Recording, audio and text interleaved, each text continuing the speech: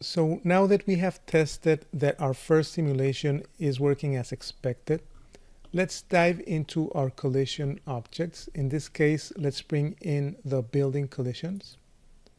I will copy this out collision node, Control C, and go back to our simulation node, in this case this top ocean. And another thing that I'm going to do is I will create a bookmark to be able to go back and forth into the network. So I will press Control 3, and now we're ready to create our collisions. So first of all, I will make some room here. I will add a static object node and connect it to the merge node. Make sure that the static object goes first, so its input is to the left. And let's call this static object building collision. Now select the node, and here under the sub path you can press Ctrl V because we already copied this output. Also make sure to use a deforming geometry, otherwise you won't have the animated version. And here under the collisions tab, make sure to turn on collision guide, change the mode to volume sample, and this time we will need to merge in the proxy volume, which in this case is the collision volume. So we could actually also paste this same node and change the suffix to vol. And notice here we have this object being called in.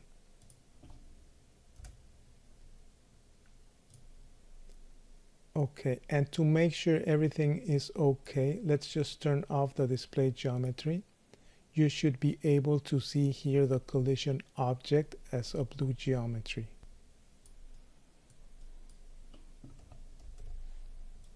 And everything looks good.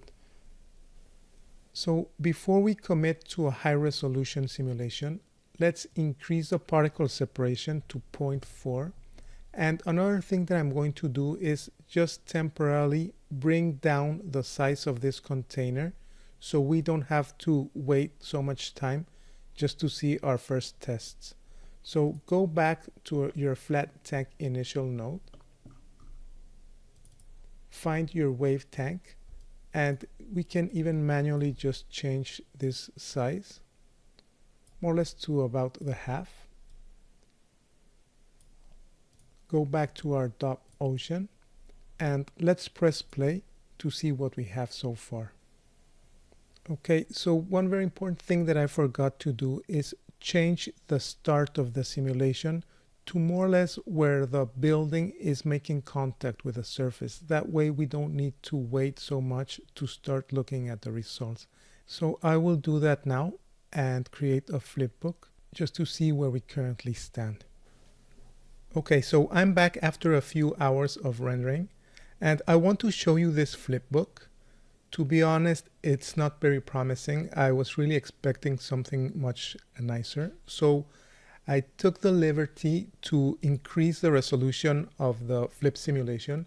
I actually reduced the particle separation to 0.1, and this is the only parameter I changed. And then I created another flipbook with these new parameters. And now this is something that I'm really liking much more. So if you take a look at especially the splashes and the amount of detail that we have with the high resolution version, it's much more promising. So let me actually stop this flipbook and compare a few still frames.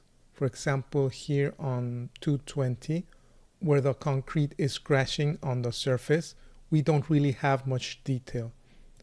And take a look at the other flipbook. On frame 220, we have a much larger wave, much more detail, and even some droplets. So the giveaway here is the more resolution you have in your flip simulation, the more detail you will be able to achieve. Unfortunately, of course, this translates in more time. As an example, this flipbook here took almost 8 hours. the one on the left with 0.4 on particle separation took a little over an hour, but the difference is enormous. So let's go through this simulation and talk about what I still want to get better before we create our first cache.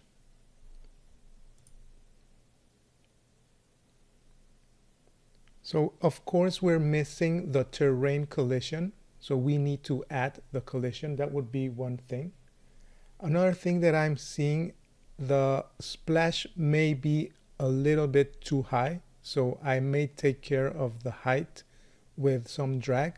Probably a drag force would be sufficient. Of course, the size of the container needs to be scaled up. Right now we only have a portion of the container, but still, if you take a look at the edges here, we don't have the bouncing of the waves that we had on the first exercise. Remember, this is due to the boundary layer that we currently have.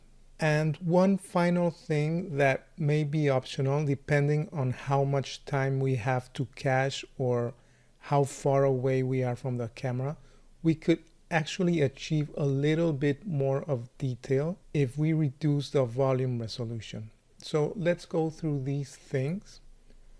First of all, let me show you here on the flip object. Remember, I changed the particle separation to 0.1. And the grid scale is what I'm talking about. If we reduce the grid scale, we will have more resolution within the volumes, and this will surely give us much more details, especially here where we have small collision objects interacting with the particles. Now, do consider that if you reduce this value a lot, you will get much higher resolution times. So I will go with 1.75 just to get a little bit more detail here. Another thing that I will do is I will add a pop drag just to avoid very high splashes and very tiny particles going ballistic. So if you take a look through the camera, if you take a look here, especially on the left corner, we're starting to get quite high waves. Another thing that I'm noticing is that these particles splashing are a bit too far away. I would like to bring these down and bring them together with the rest of the group. I would like to reduce a little bit their speed, and I think I can achieve both things using some pop drag forces. So let's start with that. First of all, I'm going to make a bit more room here. I will add a pop drag node, and I will connect it to the second input, the particle velocity. Now, before I forget, I'm going to turn off auto update. I'm going to change the update to manual for now, just as I do some changes here.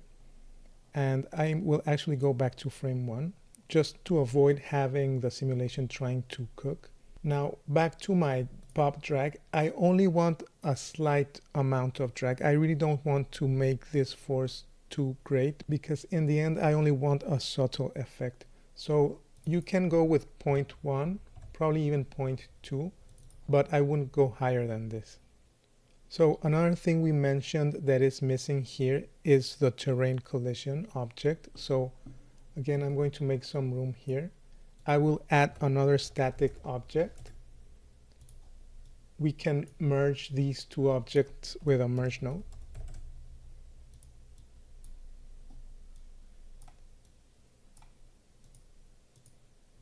Let's call the second object terrain collisions. And let's go back to our geometry. Remember, we created a geometry node with the terrain collisions here.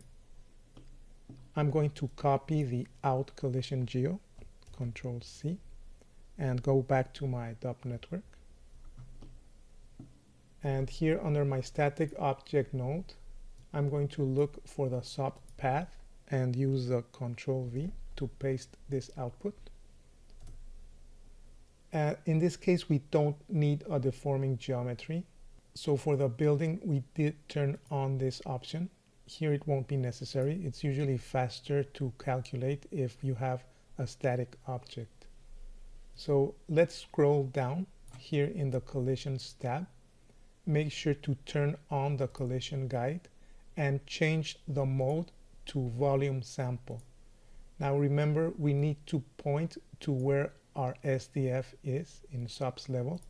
So again, let's paste this output and change the suffix of this path to vol. So remember, we used this name, out collision volume, for the SDF output. So this should be fine. One thing I usually do, remember, is I turn off the display geometry. Since we're using the collision guide display, we won't need the geometry display. And of course, one final thing that I would do is make sure to revert the domain back to its original size.